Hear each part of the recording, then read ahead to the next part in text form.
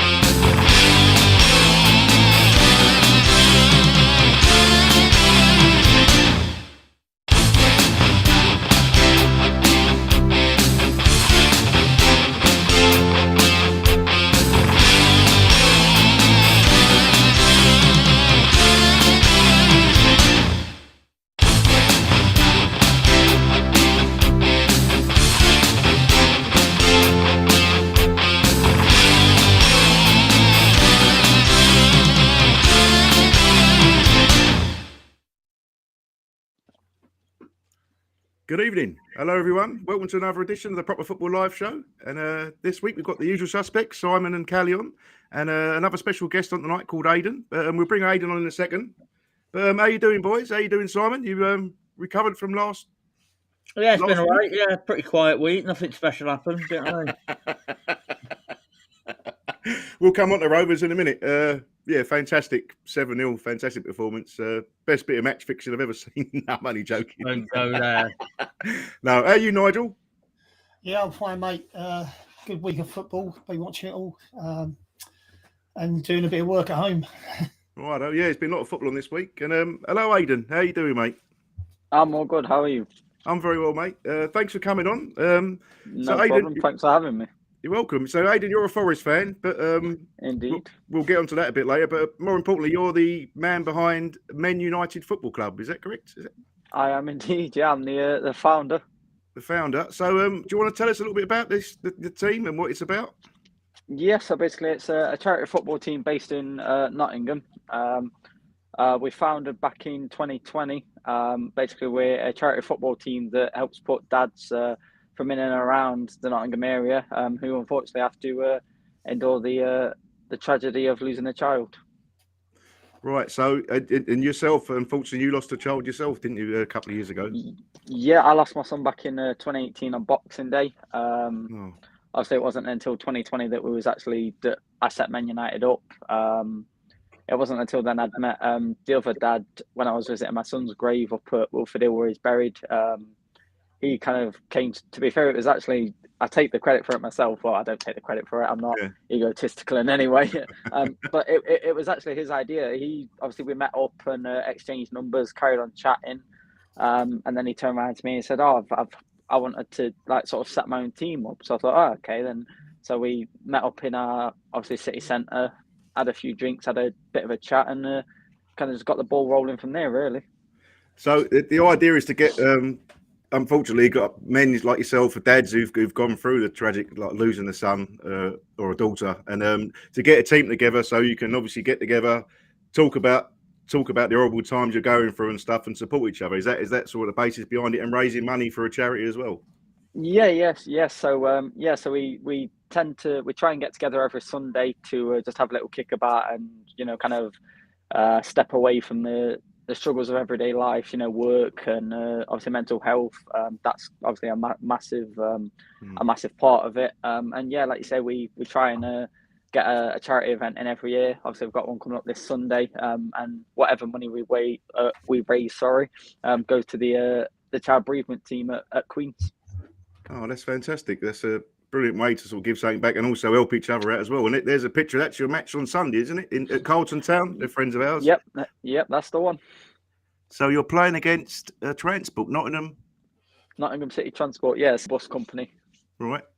Okay. And you've got some good people coming down as well on the day. It looks like you've got Lee Wood, the boxer. Yeah, Lee's coming down. Unfortunately, Yatesy and Jordan Smith can't come down because they're obviously a bit preoccupied, shall we say? Yeah, of course, yeah. But yeah, Lee's coming down to pop in and say hello. Obviously, he's a local Gedling lad as well. So, right. So it's a great day. So that's at Carlton Town Football Club this Sunday, 1 o'clock kickoff, £5 2 o'clock adult. kickoff. 2 o'clock kickoff. And you can pay on the door, can you? Or pay on the turnstile? Yeah. Everything's just pay on the gate. Oh, brilliant! We'll put that up on our pages, on our main page and our group page, and hopefully get as many people to come down and support it. Sadly, we can't make it this weekend. I'm working, and Gary can't do it. So, but we'll definitely come and sort of follow and support your calls all the way through this. We'll do as much as we can. So, it's a brilliant idea, and I hope it goes. The game from last year we've put on the YouTube channel. I recently made that a public video. We're getting it filmed again this year by a company called Film My Match. So there'll be some highlights on the YouTube channel. So that'll be on the Facebook page when that's all up and uploaded. So. All right, brilliant. I've seen your kits and all that. You've got a little shop as well on your Facebook page, haven't you? And it's Men United, isn't it? The Facebook page, if anyone wants to check it out. It's facebook.com/Men United Football Club. Right, so Carlton Town, they've let you use the facilities for the day as well, have they? Yeah. They've kind of given us for free as well, as long as obviously we use the bar, which will no doubt be used very kindly. Oh, that's fantastic, and obviously Carlton done well the other day, didn't they? They won the cup, the Nottingham. They beat Mansfield Town under 23s 1-0. Yeah, so you've obviously got a full team of players. Are you any good? Are your team? We're all right. Yeah, I mean, I missed I think 2 or 3 chances last year. Skied one over the bar and at the stadium. So the less said about that one, the better. Yeah. But no, yeah, we're a good bunch of lads. You know, we play as a team, and obviously I think to be fair, was down 4-0 at half time last year. We had a bit of a chat in the changing room, sort of turned it around, and then it was 8-6 the final score we lost. So not too bad for our first year, to be fair. And that was a tough one, because obviously that was the first time that literally everyone had been together at the same time, at the same place. Yeah. So not bad to say it was our first proper game together. No, that's brilliant. I think there's a message just come up here. Boaty is going to donate, say £20 family pass for Men United first game. I think that's come from Gary. Gary Boatsy Clark. You know Gary, yep. Didn't you? Yeah. So that's lovely. But yeah, anyway, that's fantastic, and we'll definitely keep in touch about it all and follow how it goes. And appreciate it. Yeah, best of luck with that. Yeah. So should we talk about first your Bristol Rovers, Simon? I suppose we've got to talk about it, haven't we? You want? You know what I mean? I said nothing special. You know? So how did your day go watching it, Simon? Oh, it was a bit of a nightmare, because obviously I couldn't make the game. I was at Rochdale the week before, as you know. So, you know, for me, that was us coming back from 3-1 down with 90 minutes to go to win 4-3. That was us clinching promotion for me, you know what I mean? Yeah. Saturday, I was at an Absolute Stone Roses gig that I bought tickets for a year ago for the wife's birthday. So there was no getting out of it. But I've been drinking quite early, and I was watching the game on my phone under the table because it was sunny. You know what I mean? So I'm just there with my headphones in, shouting, swearing, you know. But yeah, I got pretty pissed. Yeah. But what an amazing to 7-0. I mean, when Northampton went up 3-0 up, didn't they, early doors? And that, I just I could up at that point. I thought, you know, there was all that little bit of belief that I knew we could do it. I knew we could score goals. You know what I mean? So and all season we've been looking at, you know, putting quite a shift past someone because of football we've been playing, and with Scunthorpe playing quite a weak team, let's say. It's got a few of the Cobblers fans upset, isn't it? I think yeah. A mate of mine who was working out there the other day, he's got a mate who's a Northampton fan, so he left a wheelbarrow and a can of 7-Up outside his front door. Oh, brilliant. So, looking forward to next season then. That's a great... Yeah, definitely. I mean, you know, it's the first promotion for years where there's a feeling that we can push on. You know what I mean? Yeah. Normally, it's like, right, you know, as long as there's no relegation battle, we'll be happy next year. Next year, I want to see the playoffs. Do you know what I mean? At least. Yeah. I want to see teams like this again. There we go. That's your centre forward up the lamppost, isn't it? Yeah, Aaron Collins is up there, and Nick Anderson as well is on the lamppost. Yeah, I mean, Aaron Collins. I think he's still partying. I think. Yeah, there's a video of him in a nightclub about 2 days later. But have we got the video of your chairman in the changing room after the game? He's our president and our owner. Yeah. Owns the Jordanian bank. Yeah, I'll put the video up. We are going up, and we are going up. We are going up, and we are going up. We are going up, and we are going up. We are going up, and we are going up. Brilliant. And there's we're lucky to have him. Yeah, good chairman, very good or owner, I should say. Yeah, just had a few messages coming through. Danny Slawinski, he's a Derby fan, and he says football has no colours in situations like that. He's referring to Aidan's team. So sorry to hear about your loss from everyone at Derby County. That's a nice message. There is some nice Derby fans. Yeah. Well, you're sitting next to an ex-Derby player there. Ex-Derby legend. Might be a bit before your time though, Aidan. I'm not sure. Probably. I was born late 90s, so you know. Oh, right. Definitely. But, yeah, I was at Derby when they had a good side.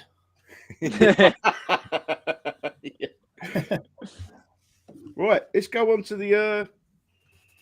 Should we have a look at the FA Cup, innit? FA Cup this weekend. We're gonna talk about all the playoffs and all that that's going on this weekend, and then touching on the league as well a bit later. But FA Cup final this weekend, Chelsea Liverpool. Any thoughts who's going to win that? Yeah, it's going to be a good one. I don't think it's as a straight cut as everybody seems to think that Liverpool are going to win it. I mean, worst scenario, Liverpool could still end up only winning one cup this season. You know, yeah. I don't think they're going to win the league now. Chelsea, they're not going to be easy to beat at Wembley. And the Real Madrid game will be a hard one. So, you know, what's gone from a quadruple start of the week, I don't know. I'll be sitting on the fence with that one. Yeah, they looked a bit leggy the other night, I thought, Liverpool. Against, yeah, they got themselves out of trouble, didn't they? Whereas you look at City, and I mean, if that Haaland's worth 500,000 a week, what's bloody De Bruyne worth? Yeah, 4 goals, unbelievable. Got to be the best midfielder in the world at the moment. Yeah. Although I thought we had a bit of a quiet game against Real Madrid away, though. He weren't on his No, you can't. He his best that night, but the thing is, you can't. As a footballer, there's no way you can be on the on top form every single game in the season. It just doesn't work that way. No. Yeah. You just got to hope that you don't have an off day on the big games. Yeah, exactly. Yeah, but I think they've scored 14 or 15 goals in the last 3 games, Man City in the league. So their goal difference is now becoming worth another point, isn't it? And easily. I mean, if Liverpool end up the same points as them, City are about 6 goals in front at the moment, aren't they? Yeah. It's funny, Man City away to Villa the last day, or at home to Villa last day of the season. So I'm sure Gerrard will be doing all he can to. Yeah, just said on there that they signed Coutinho now, haven't they? Oh, they got him on a permanent. They've actually signed him, yeah. Right. Oh, fair play. So, what do you think, Aidan and Simon, about the cup final? I think Liverpool will pip it. Unfortunately, like I said, I don't think it's not going to be a one-sided game or anything, is it? You're not Chelsea alike, but yeah, I think Liverpool will do it. Unfortunately, I'm not their biggest fan. No, I don't like either Chelsea or Liverpool. Well, I live up here, don't I? I live in a small town where everyone walks around in Liverpool shirts, and none of them have ever been to a game. Do you know what I mean? It does wind you up. Do you know what I mean? Yeah. But it shows they're under a bit of pressure, though. I mean, like when Tottenham got the draw, and Klopp's coming out and saying they were negative and all. I mean, that's him under pressure. Yeah, definitely. He apologised after, didn't he, about criticising? Yeah, they all go on about they're not thinking about the quadruple. Of course they are. Yeah, it gets mentioned every day. So I mean, and sooner or later the pressure's going to get to you a little bit. I thought Tottenham done well when they sort of contained the side that's scoring goals for fun at the moment. Yeah, and talking about cup finals, you had the Youth Cup final last night. Forest against Man United, wasn't it? Yep. Was it 3-1? Yeah, Man U finished 3-1 winners. 67,000 unbelievable, biggest crowd ever in a youth cup final. 6,000 Forest, weren't there, Aidan? Was it? Yeah. I was something like that, quite close, yeah. I was playing at Watford back in the day when we were in the youth cup, and I was just too old to play in the youth team. But John Barnes was in the youth cup final, and we played Man United in the final. And the two centre forwards for Man United in them days were Mark Hughes and Norman Whiteside. Were they really? They were centre forwards in the youth cup final, and then of course you had John Barnes on the left wing for the youth team at Watford. So yeah, a few superstars come out of that game. Yeah. I mean, you look back. I mean, the team was it the United team of '92? I mean, that they all come through the youth setup, didn't they? They must have cleaned up everything at that time. I was training with Millwall at the time. With I'd just come back from Corfu, and I was like breathing out my arse when I was doing my training. So Tom Wally, who was my youth team coach at Watford, he asked Mick McCarthy if I could come and do some training with the kids, with the under 18s, and he said it'd be good for them, like they'd learn off me and stuff like that. So I went there. And I was going there every day, and Tom Wally said to me, he says, "Callaghan, what are you doing tonight?" I said, "Nothing." He says, "Come with me. We're going. Millwall have got Man United in the youth cup semi-final." And the team they played was that team of '82. Oh, and really? He said to me, he says, see this team at Man United. He says, every single player there is on a contract for the next 3 years. So, they obviously knew what was going on, didn't they? Yeah. I mean, Forest, great for them to get to that cup final. Aidan, you've got a good young side, haven't you? The first team have got some good young players coming through, so the future's looking bright. Definitely. Yeah, I was scrolling through social media earlier today, and I was seeing a few of these supporters groups was on about who would they call up. I think Dale Taylor's name got mentioned. I forget who scored last night, but his name got mentioned. And obviously under 23s, we've got quite a few good ones as well. I know Will Swan's name gets chucked about quite often. So, I think Finn back as well. And obviously showing love to the ladies side that also played last night. They had a cup final. They beat Mansfield Town 10-1. Oh, right. That's good. So we've got good teams all around, mate. To tell you what, though, it just shows how well Carlton Town did to beat you in that final then. If they beat the Forest under 23s. Oh, they won 2-1 in the semi-final. Then they beat Mansfield Town in the final. So, obviously they've not exactly got a bad team, have they? No. To be fair, that was the first time I'd met Boatsy in person. I sponsored one of their games, their match ball, a couple of weeks ago. Right. I think last month or so it was, and that's the first time I'd met Boatsy in person. So, right, yeah, Gary, he comes on here, doesn't he? There now and again. They've done brilliant work at Carlton. But I remember the Palace team of the '80s. Do you remember them, Nigel? The Crystal Palace team. They're meant to be the team of the '80s. Yeah, when I was in the youth team at Watford, Tom Wally's brother, Ernie Wally, was the youth team coach at Palace. And whenever we played Palace, it was the whole World War II. But we always used to beat Palace. We beat them 7-0 one game, and then we went to their place and beat them 6-1 or something like that. So, but they were meant to have the team of, that was all the young players were in the Palace team that were going to be future stars. Exactly, Sansom, I think Billy Gilbert. I mean, they all come eventually. I think they all come into the first team. We went up and team of the '80s, but it was team of half of 1980. It didn't turn out everyone wanted it to turn out, and sold everyone on.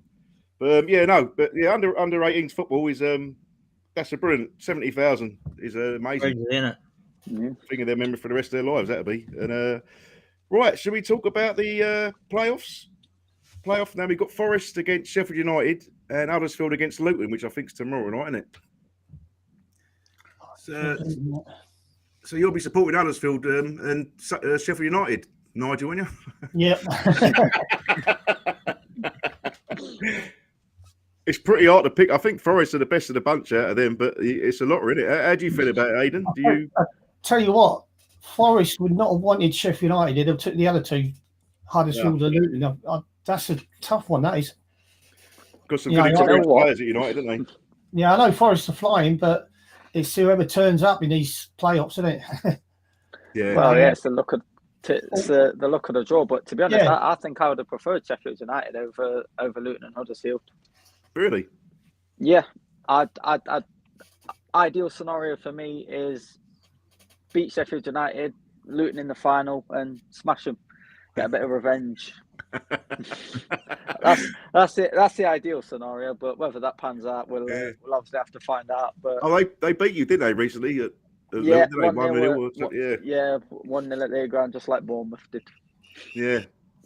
But it is a lot, isn't it? It's hard to, well, yeah, exactly. It's impossible to pick one out. I mean, Huddersfield have probably been a surprise team of the season. Well, along with Forest, what Steve Cooper's done to bring you from the depths of nowhere. And Luton. Oh, yeah, definitely. Oh, and Luton, yeah, sorry. Bloody hell, can't forget Luton, yeah. Isn't their squad worth 1.5 million? That's all. Yeah, I was going to say that. I've seen that earlier. Their squad's the cheapest squad to be in the playoffs this season. Yeah, by a long way. You know what I mean? Yeah, I was going to say. I think Forest is at least double, about 15 or something. I think I've seen. Yeah. You've got to say Probably Luton. more, Actually, but... you're right. So Luton's a success season of the season, isn't it? Without a doubt. So So you had League Two playoffs this weekend as well, wasn't it? The semi-finals. This is more Mansfield, Northampton, Swindon, Port Vale. Yeah, I hope Northampton get hammered now after their sour grape. It's fucking shocking the way they've been talking. They even put an official complaint into the EFL, didn't they? If they didn't let it go in, they would have gone up, wouldn't they? If it was 3-1. Exactly. I mean, it's like, or they score more. We had to score more. Why, it's no different, is it? No, and you can't blame Scunthorpe for putting in new young players, for getting ready for next season.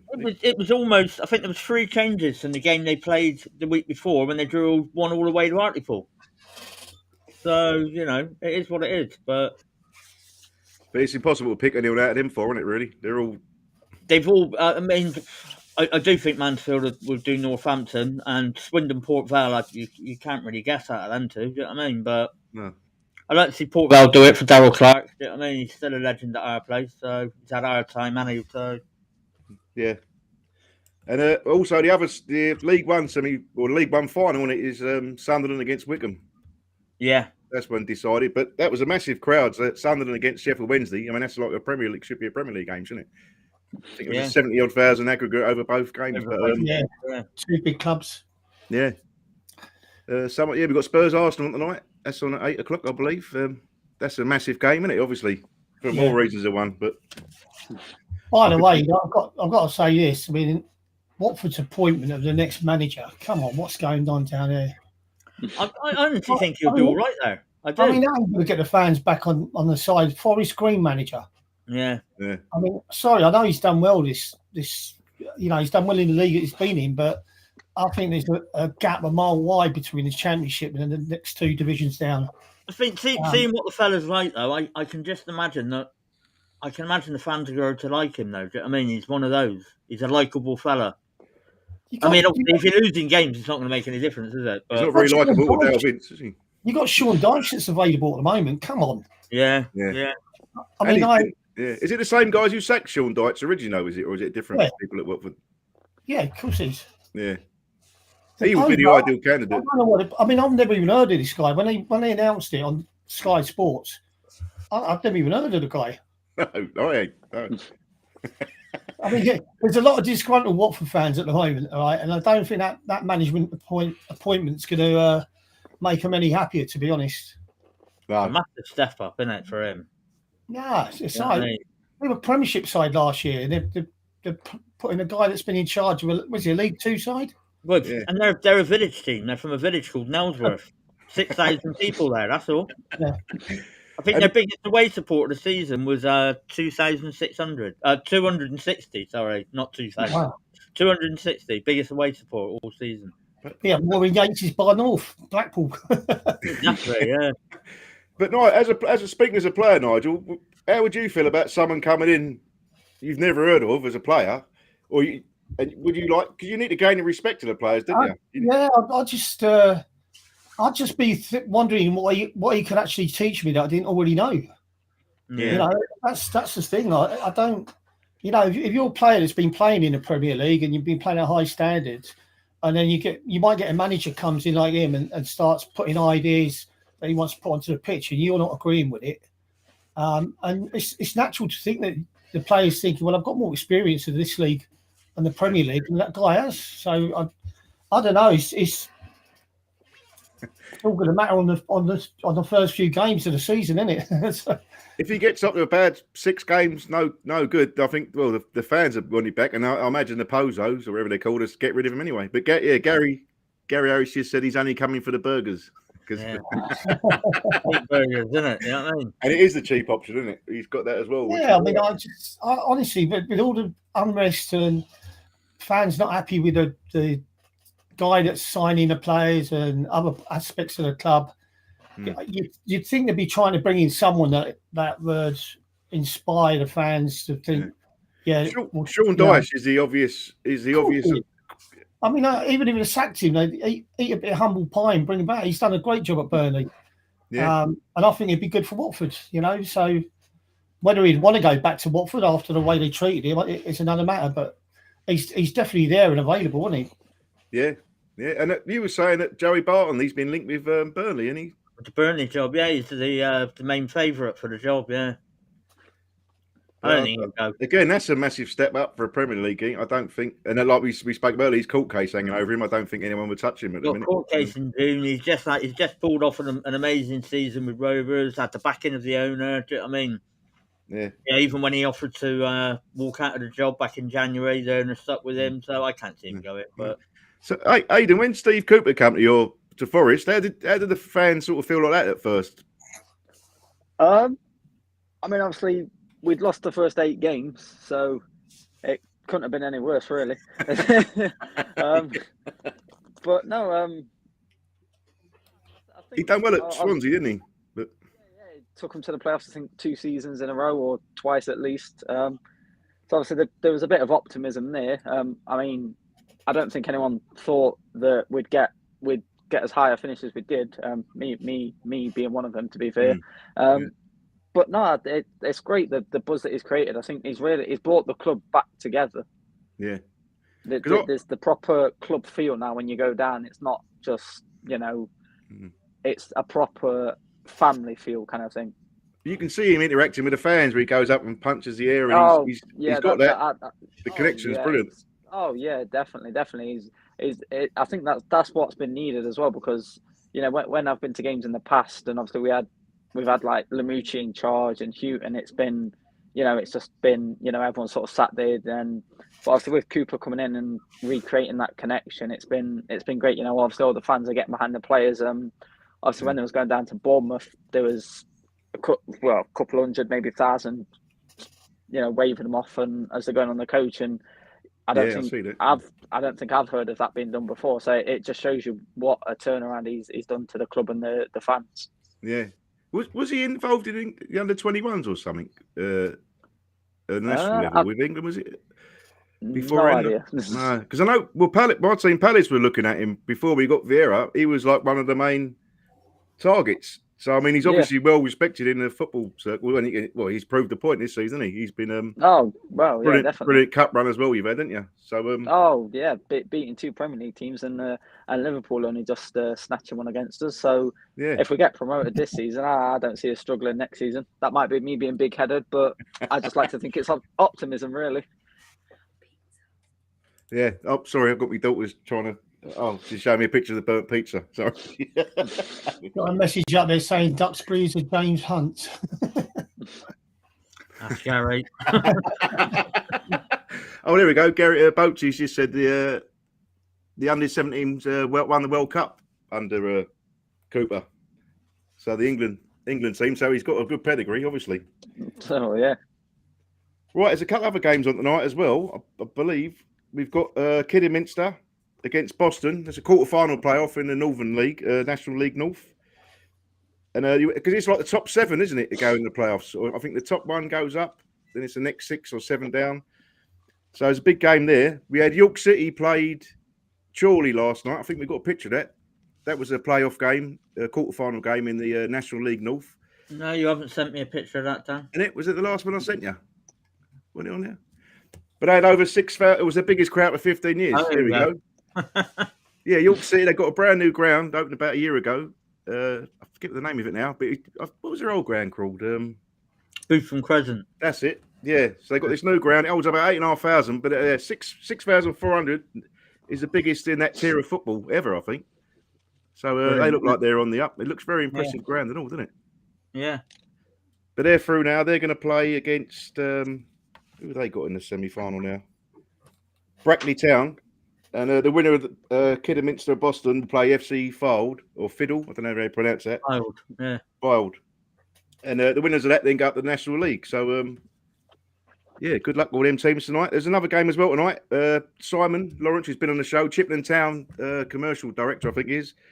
They remarkably made the playoffs by beating Avon and Waterlooville in the last game of the season. So they're playing away to Dartford tonight. So good luck to them. Dorking will be playing Oxford City in the other semi-final. And the winner of Dartford and Chippenham will play against Ebbsfleet United. So there's still lots of football to be played for. Right, I think we're going to touch on another subject now. And this is what Gary Harris has been waiting for. It's about the statement that come out of Tottenham, or the songs that Tottenham fans were singing at Liverpool last weekend. And evidently, by singing the Sign On chant, it's got up people's noses, and they want people to stop singing it. I mean, that's completely... What's happening to football? Snowflakes. I think we were saying you're going to have to get a song sheet now that's written, and you have to stick to that and sing that when you go in. Yeah, it has to be signed off before the game, like by somebody up above, like. I mean, it's just banter, isn't it? It is banter. They're the Tottenham Trust. Always been there. Yeah. Gary says kick woke out of football. Yeah. I mean, we all know what you can and can't say at football. Obviously, racism. There's a few other things as well. People know that, but the rest of it is all banter. You can't sing songs about uniqueness. What's the worst thing? I think the players respond sometimes to the songs, and it is part of football. That's what they sing the songs outside the ground, they sing them inside the ground. So long as it's not racist, it's fine for me. Yeah. No, I mean nothing sick about Munich or Hillsborough, but people, that's just common sense. People know that, don't they?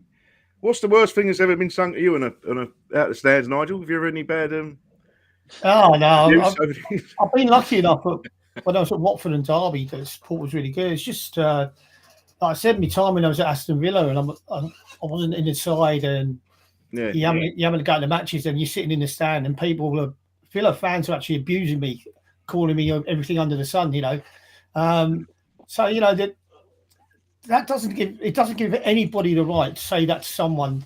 No. Regardless of whether you're a footballer or whether you're a normal person sitting in the seat next to them.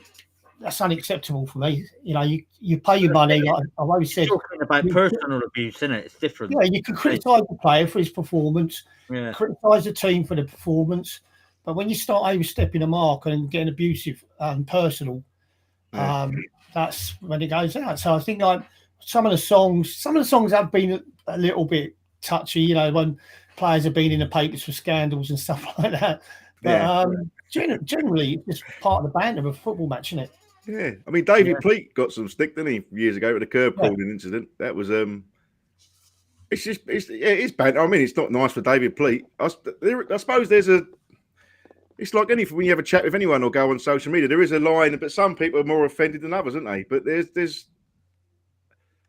I just think it's quite black and white, really. You know what you can and what you can't say. I think really, it's just more people getting more offended nowadays by everything, don't they? That's the. I mean, you look at the Forest Derby game earlier on in the season when the Forest fans were waving the money at the Derby fans. You know what I mean? There was no fuss kicks about that. You know what I mean? No. Why is this chant, the Sign On chant, any different? Exactly. And I've like you get the Dirty Northern Bar Stewards, that song, didn't you? And I remember Palace played at Liverpool. It's when we had Marco Gabardini playing for us. About 93, 92, but I actually got a couple of Scouts mates, and I went and stood in the cop, stood with them, and we amazingly we beat Liverpool 2-1 that day. But I was standing on the cop singing "You Dirty Cockney Bar Stewards" with all the Liverpool fans. I was just joining in, but everyone gives it backwards and forwards, doesn't it? It's just having a laugh. It's not. You're not making fun of people who ain't got no money by saying "sign on." It's just a bit of banter. Yeah, it's gone mad. Well, they've just brought more attention to it, haven't they, with that statement? That's all. Yeah. What's Gary saying? He won't tell you what I called Callie when he was not playing well. I think if you're getting abuse from the opposing fans, sometimes that means you're doing something. You're doing something good, isn't you? So what Gary would have said about me would be nothing compared to what Taylor used to say about me. Was he good for the old air dryer treatment? Was he? Oh, was he? yeah. He didn't step out of line with him. Tea went flying in the dressing room, and he was not a man to cross.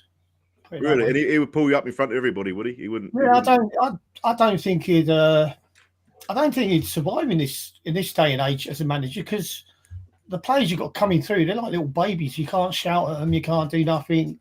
You know, even Solskjaer said he had to be careful how he treated the players in the dressing room at United, because some of them couldn't handle being shouted at. So you couldn't see Ferguson putting up with that, could you? No. I mean, you either respond when you get a bollocking up from manager.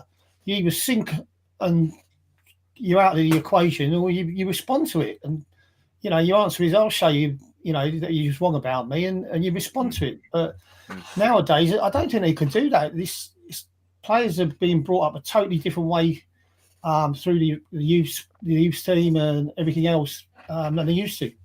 Yeah. I'm watching Neil Warnock, a couple of old Neil Warnock YouTube videos at Sheffield United, following him around, and I thought he was a brilliant manager, but he would give it to him, wouldn't he? And he know how to speak. I suppose some players you've got to put an arm around, and there's different ways of, but you've got to be able to give it as well, wouldn't you? And did the captains at your sides give it out to players as well, Nigel, did they? Or was that a different role as a captain?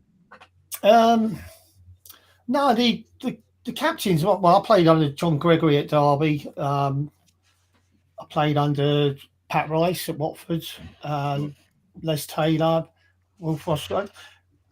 Listen, if a player wasn't doing it, you give him a bollocking. If I wasn't tracking back and the left back got a runner on me, I'd probably get a bollocking off Pat Rice.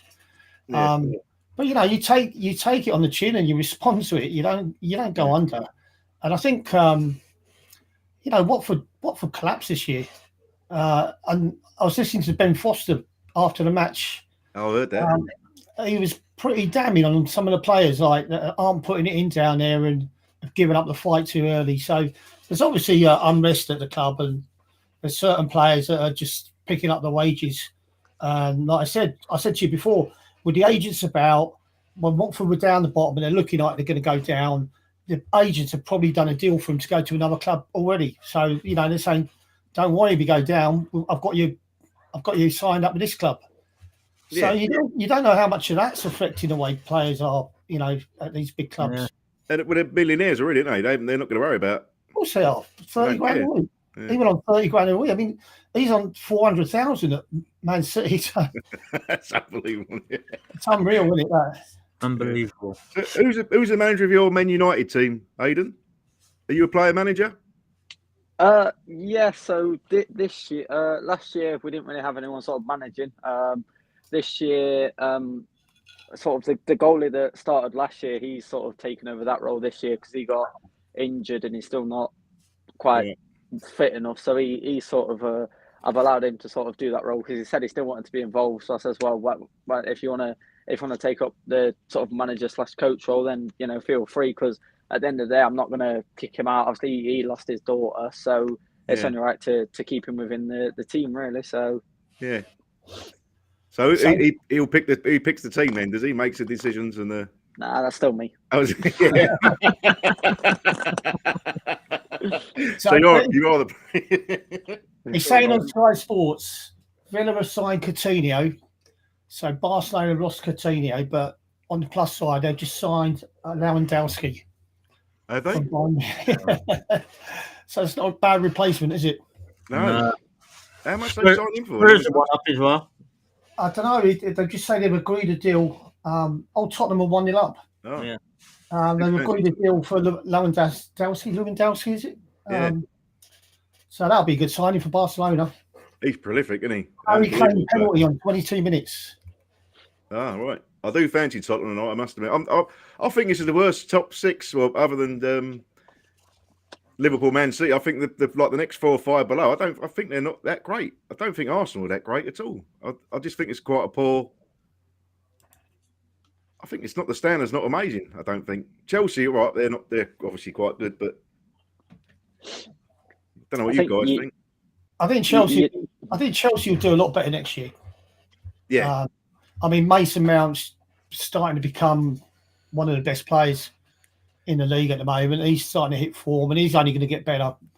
So if they get a bit of money and they can start buying the players they want, they get a few in the summer. I think it will still be Liverpool, Man City, and Chelsea, and possibly Man U again. I mean, they've got the potential to be there if the manager can get them playing. Yeah, I think they're still a long way behind Man United. I just think. Yeah, you're probably right, but then again, you look what the Cooper's done at Forest. You know, if the guy from Ajax comes in at Man United, it's not like he hasn't got the players there, and he can get them playing. Yeah, you know, it's a different ball game, isn't it? And you just like look at Leicester from coming from nowhere, it runs, and then I know they're the anomaly. I can't even say that. Anomaly, is that a word? But they're the team who come in. They just destroy every argument, didn't they? They went from nearly getting relegated to going in the Premier League. So you're right. Yeah, you're right, Nigel. If you get the right mix of players, the right manager, you can with their financial. The thing is, like Arsenal and Tottenham, they're not big spending clubs, really, are they? They don't go and break the bank balance. Whereas that United have got players there, and they've probably guaranteed him a purse to go out and buy players when he comes in. So it'll be interesting. I think Arsenal and Tottenham next year, I think there ain't going to be a lot of difference in the squads. Maybe a few players will come in, but can't see him smashing any records buying players. And the same with West Ham, isn't it? Really, I think there's an opportunity. That's probably what frustrates their fans. There's an opportunity there to break into that top 4. Well, I mean, Harry Kane and Song, they're the 2 players at Tottenham. And Song's had a brilliant season. Yeah. So I wouldn't be surprised if one of the big clubs comes in for Song, tries to buy him up Tottenham. Yeah. So it'd be interesting to see what happens. Yeah. And the other end of the league, I mean, do you think it's Leeds who have gone now? I mean, there's still a couple of games to go, isn't there? But yeah, they were walking around after that match the other night when they got beat by Chelsea, and they looked down already. Some of the players walking around, they just you look to them and think, I thought they were down, but it turns out they still got a chance, haven't they? But they got to play Brighton at home. I mean, Brighton are playing well away, and they're Brentford away last game of the season. You could see them getting 6 points, but I can't see him. No. I mean, they're getting players sent off left, right, and centre. I mean, that tackle last night was bad. Daniel James done a really horrific tackle on he should be banned for the other week as well. Yeah, he should be banned for about 7 games. Shocking. That was as bad as they come. Yeah, that could have been a career-threatening tackle if he'd have caught him. But they're dirty Leeds. He's carrying on the tradition. Yeah. 2-3 tackles, they've got no place in any game. No. And it took him so long to get back up as well, though, didn't it? Do you know what I mean? Yeah, he's done well avoiding a big injury with that. Yeah. So Burnley got 3 games left. They're away to Tottenham, which is a tough game, isn't it? Away to Villa and at home to Newcastle. So Burnley's running is pretty hard, isn't it? So I mean, if Leeds can pick one win up there, Burnley might not win another game. So he's still Everton. I didn't think Everton were that great last night against a second-string Watford team. I think Burnley have got the players that roll their sleeves up and battle. Yeah, I can't see that at Leeds at the moment. So I know they've got not an easy running, but they've got games that they could win. And again, Tottenham are like Jekyll and Hyde this year. They either turn up and play brilliant or they don't. So Burnley go and catch him on an off day. And Everton's last 3 games: home to Brentford, which is probably the game they're looking at to get the 3 points to stay up. Then home to Palace. We don't do that well up there normally. And then away to Arsenal, last game of the season. So, I mean, Arsenal should have a lot on that still. Well, if they're still in a chance for the Champions League, which they probably will be. So, I don't think it's a done deal yet. I don't think Leeds are dead and buried. But, looking where they are in the league and the games they got left. And the manager is not the most experienced, is he? He's not the Jesse Marsh, isn't it? The soccer manager. He's not the... Soccer manager. But I've I've got a funny story about Leeds actually. Me and a mate got invited down by Graham from the Forest Community Trust to go and watch Forest Leeds. We went into one of the lounges at Forest before the game and after the game. After the game, Patrick Bamford walks in because he had a few family and friends in. Yeah. So my mate's son went up to him and he taps him. So Bamford turns around and my mate's son goes, "Didn't you used to play for a big club?" And he started laughing. They've missed him, for a big chunk of this season. Bamford. I never rated him. He came to Palace on loan, and he was just average. He didn't work hard, but he went to Leeds, and he does work hard. You see him working hard. Maybe on loan he didn't fancy it, but he was just too much interested in doing his hair as he was playing. He was like flicking his hair and just doing that sort of stuff. But he got an England cap, didn't he? Yeah. Do you ever think it's the players they have around them though, or I mean? For me, I was always one of these. We saying Palace is shit.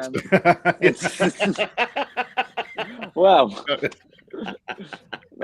I mean, for me, I'm always one of these people that when the players aren't playing well, for me, I'm one of the first to say, "Oh, it's the manager." But obviously, with Forest season, like I said earlier, the 8 games we've won, I think 1 or even none, and then Cooper comes in, same players, and we're a different team. Yeah. I think the manager. Would you say the manager is the most important person at the club, Nigel? Well, it used to be. Yeah. It's whether they're allowed to get on with the job and do what they get paid for. When Graham Taylor was at Watford, we was lucky enough that Elton John sort of let him run the whole club. Even the directors, Graham Taylor ran the whole club from top to bottom. So yeah, the managers are important, but I think that in this day and age, they get certain things that they need to make their own minds up about taken away from them. You don't get that no more. Like you had Graham Taylor, you had Alex Ferguson run everything. Arsene Wenger had a big say in everything, didn't he? So you don't. Yeah, and again, like I've said, like back in them days, there was no player at the football club that was on more money than the manager. Yeah. Now you've got clubs where players are on much more money than managers. So if they're not happy, they bypass the manager and they go straight to the chairman. So where did Taylor go from Watford? Did he go to England or did he go to Villa? No, he went to Aston Villa. So did he take you with him? No, what it was, as far as I know, this is the only time Elton sort of fell out with him a little bit. He sold me to Derby for about 120,000, and then about a month later, I think he sold John Barnes to Liverpool. And then after that, he went to Aston Villa. And Dave Bassett took over at Watford. And Elton said to Dave Bassett, we can't get John Barnes back, but I want you to go and get Callaghan back. Really? Yeah, and they put in a bid of 250,000 for me. And Arthur turned it down, and he said, I want 400,000 for him. And Dave said, come on, we sold him 6 months ago to you for 120,000. And Arthur said, yeah, but you sold him too cheap. So, yeah. So I think that's the only time when Elton got a bit cheesed up, because basically we were the 2 wingers at the club. We was the ammunition for the centre forwards. And all of a sudden he's seen his 2 sort of favourite wingers gone within months of each other to other clubs. And then, of course, Graham went to Aston Villa.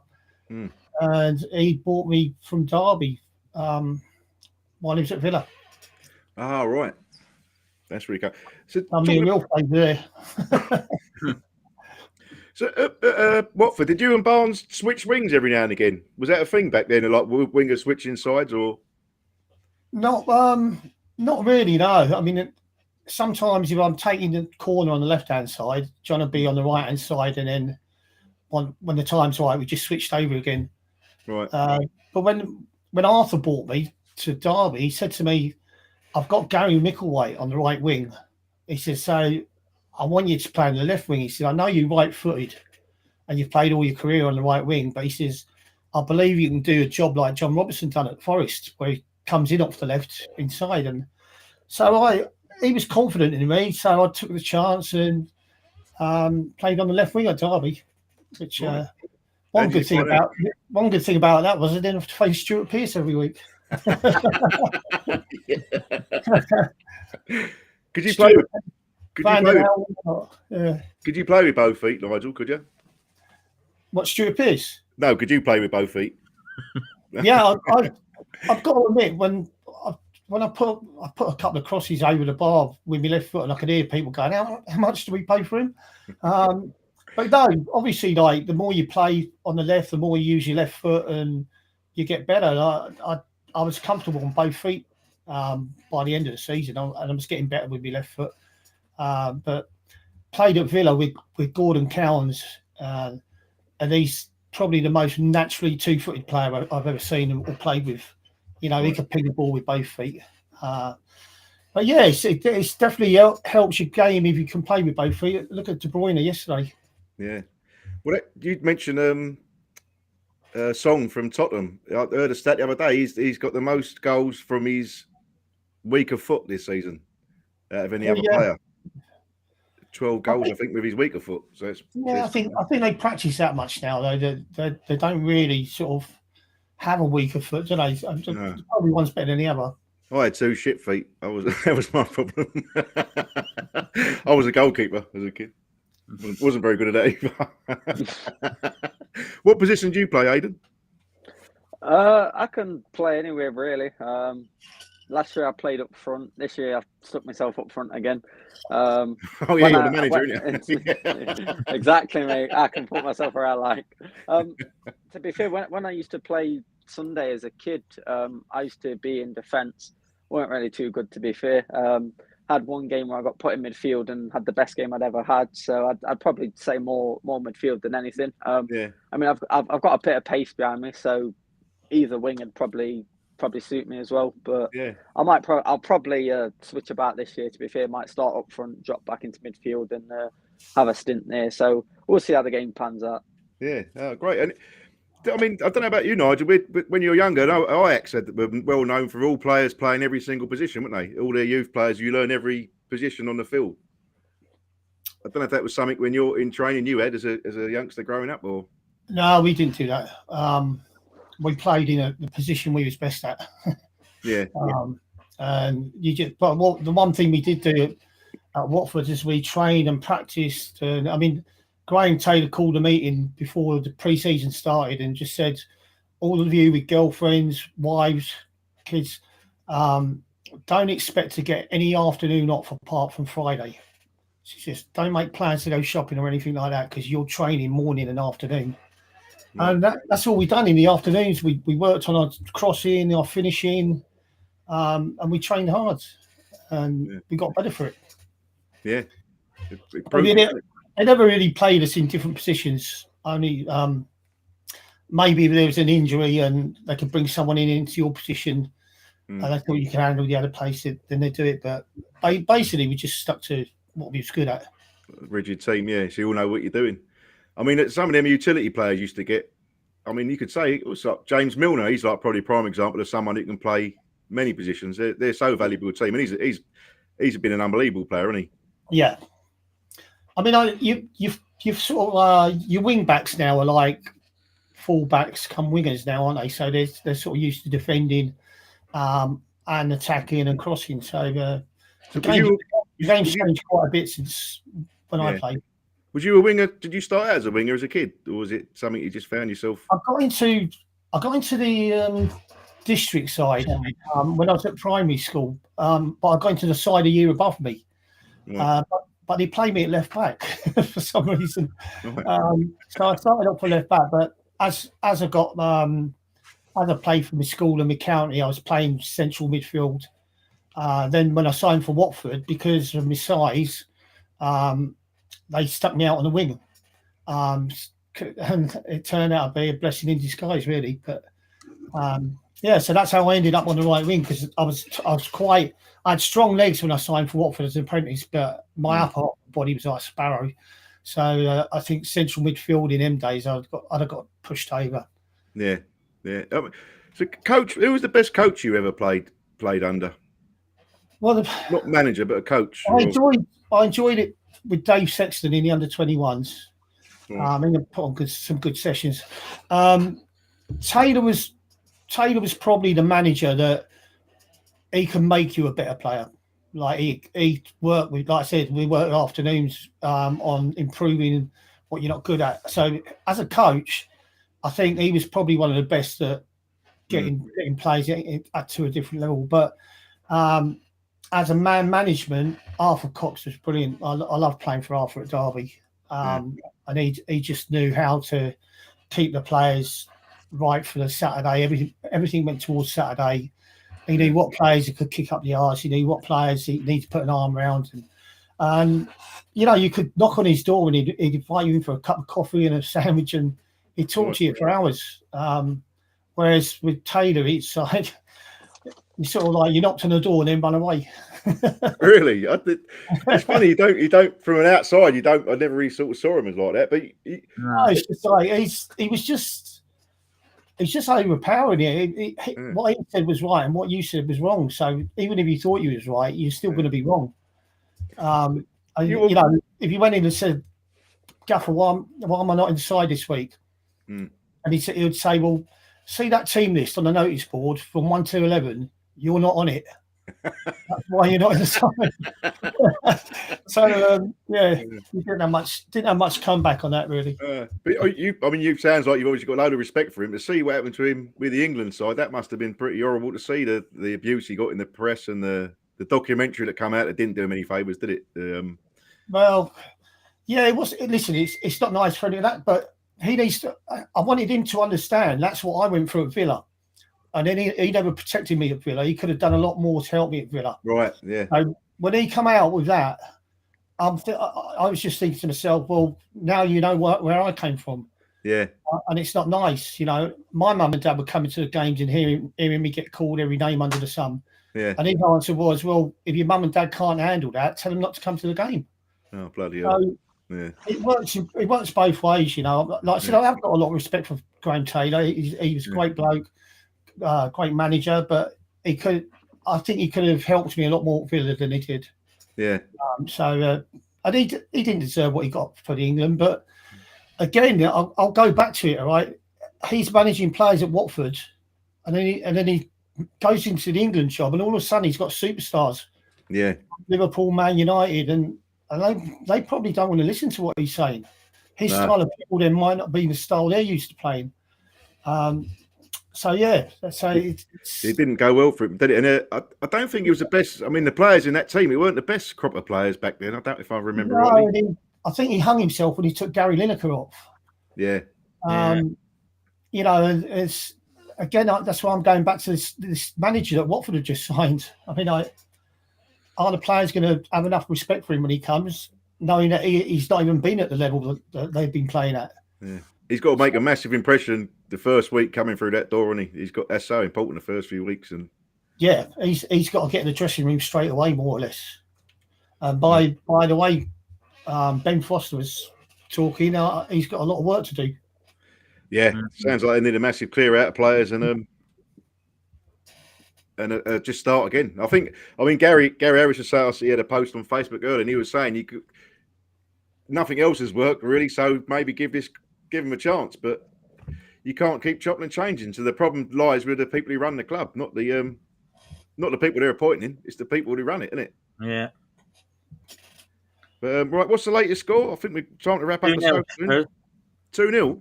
Yeah. Harry Kane again. Oh, they're down to 10 men though, Arsenal. Rob Holding's been sent off in the first half. So that looks like game over, doesn't it? So there'll be a point behind. A point behind Arsenal now, I believe, in the Champions League spots. Yeah, 1 point behind. They said about there's going to be another Champions League spot available next year. Is there? They restructured the league. They're putting 36 teams in now. So they're saying whatever country's team has done well in the previous tournament, that country's league table will have an extra place in the European Champions League the year after.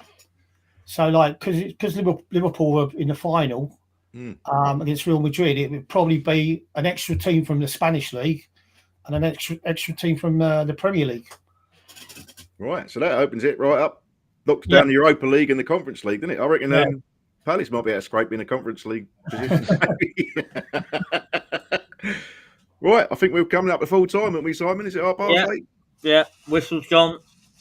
All right, well, Aidan, wish you all the best on Sunday. And Yeah, good luck. Thank you. is it have a good one, Aidan. yeah, wish you all the Again, best, mate. thank you for having me. 1 o'clock at Carlton Town, is that right? Have I got it wrong again? Is it 1 or 2? Yeah, 1 o'clock doors, gates open, 2 o'clock kick Yeah, off. that's the one. And you can pay on the gates. So get yourself down to Carlton Town and Yep. support Men United and they're brilliant in charity and the work you're doing. Yeah, really appreciate you coming on, Aidan. And wish you all the best with that, mate. Thanks Cheers, a lot. mate. Good luck to Forest as well. Fingers you, crossed, Kelly. mate. Fingers crossed. Cheers, guys. Yeah. Have Cheers, a good Kelly. weekend, right? Have And, a good show, mate. You on the Mixcloud now? Yeah, Here we I'll go. be on at 9 o'clock. I'll be on that tonight. So Righto. Have a great show, mate. everyone who wants to join me, come on out. Otherwise, I'll see you guys next week. Yeah. Cheers, Nigel. See you Cheers, guys. Simon. Cheers. All the best. Goodbye, everyone. Thanks for joining in. Cheers. All right. See ya. Cheers. Hang on.